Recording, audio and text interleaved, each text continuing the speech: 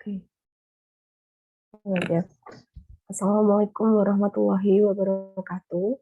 Pada kesempatan kali ini, kami dari kelompok 10 instrumentasi besaran listrik praktikum akan mempresentasikan mengenai pengukuran daya satu fasa. Sebelumnya, kami akan memperkenalkan diri terlebih dahulu. Saya Elia Dwikanya dengan NIM 018 bersama dengan kedua rekan saya, Ahmad Idam Khalid dengan NIM 038 dan Muhammad Lutfi Aditya dengan NIM 075.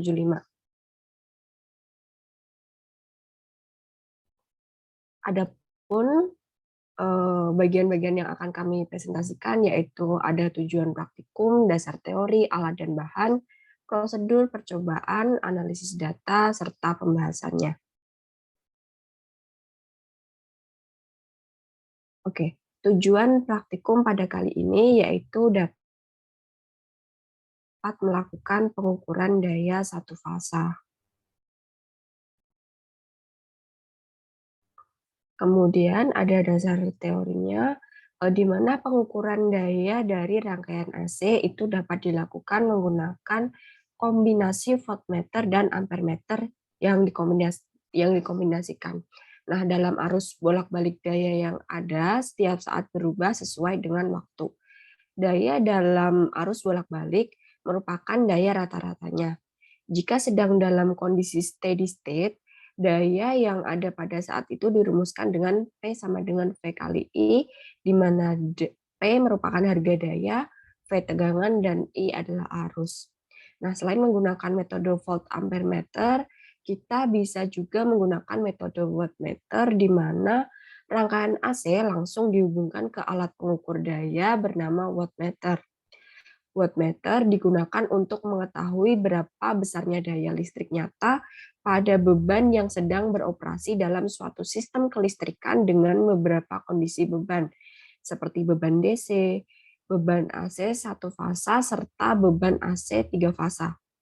Wattmeter mengukur daya listrik dengan satuan watt.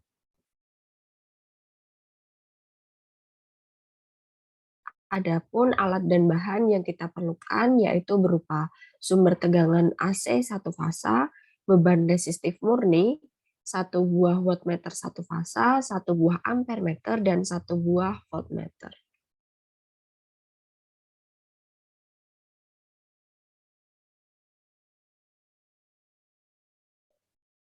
Prosedur percobaan. Yang pertama, pengukuran menggunakan volt ampermeter.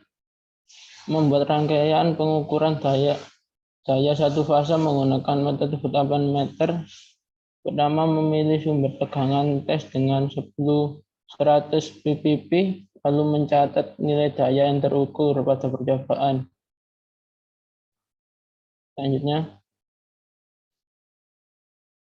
percobaan kedua yaitu mengukur menggunakan metode wattmeter satu fasa. Dalam percobaan ini digunakan dua macam wattmeter, yaitu satu fasa. Lalu dengan membuat rangkaian memilih sumber tegangan dengan 100 ppb, lalu mencatat hasil percobaannya pada data. Ini hasil pengamatan yang didapat dari rangkaian watt ampermeter. Untuk resistor 10 ohm didapatkan tegangan 70,71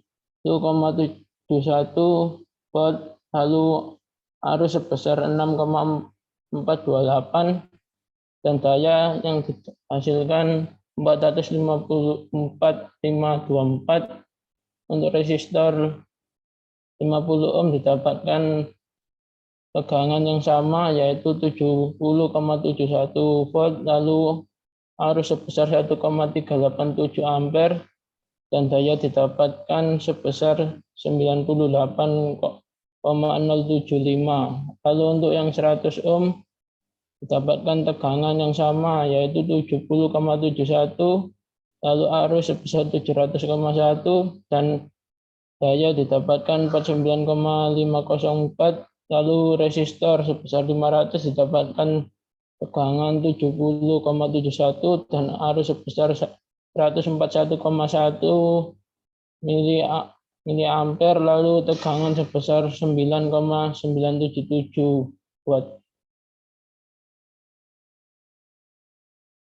Untuk yang metode wattmeter didapatkan daya untuk resistor 10 ohm 500, 50 ohm 100 watt, 100 ohm 50 watt, dan 500 ohm 10 watt. Lalu perbandingan yang dari kedua metode percobaan sebagai berikut. Untuk 10 ohm dibanding metode 1 dan 2, 454,524 banding 500. Untuk yang 50 ohm didapatkan 98,075 banding 100. 100 ohm didapatkan 49,504 dibanding 50.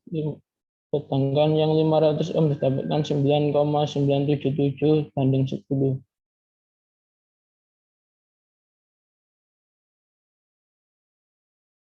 Ini untuk penambahan induktor sebesar 10 mH pada rangkaian resistor 100 ohm. Untuk perhitungannya, pertama dari ada nilai XL dari induktor yang didapatkan sebesar 3,14 ohm.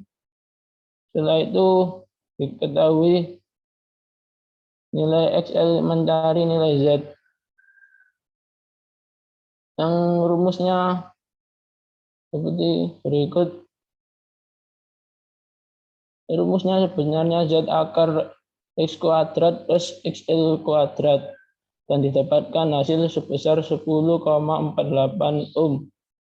Setelah itu mencari nilai I dengan mengkalikan V puncak dan Z, dan didapatkan arus sebesar 4,77 ampere. Setelah itu dicari dayanya dengan rumus I kuadrat kali R, dan didapatkan nilai 227,529 watt. Penambahan nilai induktor sebesar 10 mH berdampak pada beban rangkaian yang membuat semakin besarnya beban dan sehingga menyebabkan arus melemah dan daya pun berkurang.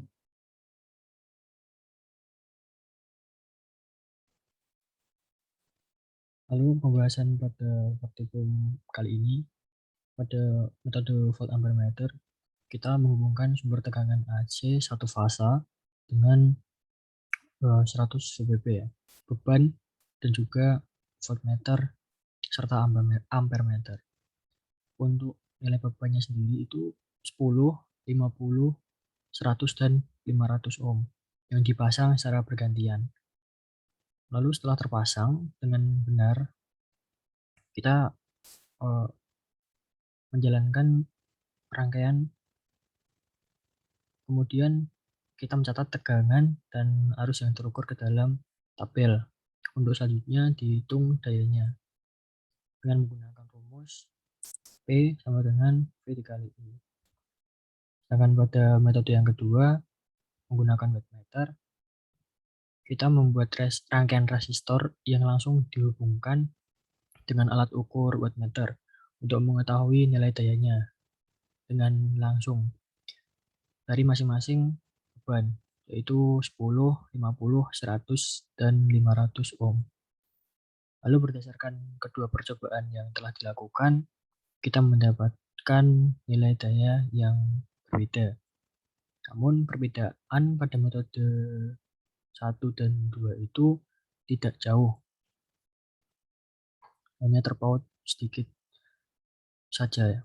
Pada metode volt ampere meter, kita mendapatkan nilai daya yang lebih kecil daripada percobaan dengan metode wattmeter. Nah, terjadinya perbedaan ini karena pada metode 1 rangkaian resistornya dihubungkan dengan voltmeter dan ampermeter untuk melakukan pengukuran arus dan tegangan, lalu dihitung nilai dayanya. Hal tersebut mempengaruhi nilainya karena voltmeter dan ampermeter terdapat tegangan dalam, sehingga secara tidak langsung dapat mempengaruhi nilai akhirnya. Nah, sedangkan pada metode 2, rangkaian resistornya dihubungkan langsung pada wattmeter, sehingga nilai daya yang didapat terukur dan terlihat pada wattmeter. Lalu apabila ditambahkan induktor pada rangkaian resistor, maka menurut teori yang ada akan mendapatkan nilai daya yang berbeda, yakni nilai daya akan berkurang atau lebih kecil. Hal tersebut terjadi karena penambahan induktor pada rangkaian tersebut akan menambah beban hambatan sehingga akan melemahkan arus dan nilai daya juga akan menjadi mengecil. Kesimpulan yang bisa kita ambil dari percobaan kali ini, kedua metode pada masing-masing resistor. Pada resistor 10 ohm, metode pertama didapatkan hasil 454,524 watt, sedangkan metode 2 itu 500 watt. Pada resistor 50 ohm, metode 1 mendapatkan daya 98,075 watt, sedangkan pada metode 2 100 watt. Pada resistor 100 ohm, metode 1 itu mendapatkan hasil 49,504 watt, pada metode 2 mendapatkan 50 watt. Sedangkan pada resistor 500 ohm, metode pertama mendapatkan hasil 9,977 watt, dan pada metode wattmeter mendapatkan hasil 10 watt. Lalu ini adalah lampiran dari percobaan yang dilakukan. Ya, ini adalah rangkaian metode watt ampermeter. Dilihat ini beban 10 ohm mendapatkan kuat arusnya itu 6,428. Pada resistor 100 ohm mendapatkan kuat arus 700,1 mA, dan pada resistor 50 ohm 1,387 ampere. Pada resistor 500 ohm mendapatkan kuat arus 141,1 ampere. Sedangkan voltase yang digunakan pada keempat beban itu sama, yaitu 70,71 volt. Ini adalah rangkaian metode wattmeter.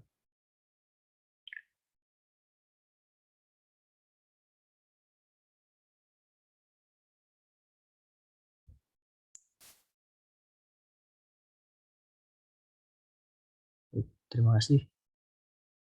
Sekian presentasi dari kelompok kami.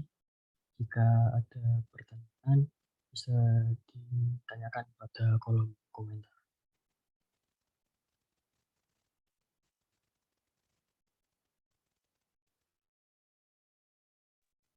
Baik, mohon maaf apabila ada salah kata. Sekian presentasi dari kelompok kami. Wassalamualaikum warahmatullahi wabarakatuh.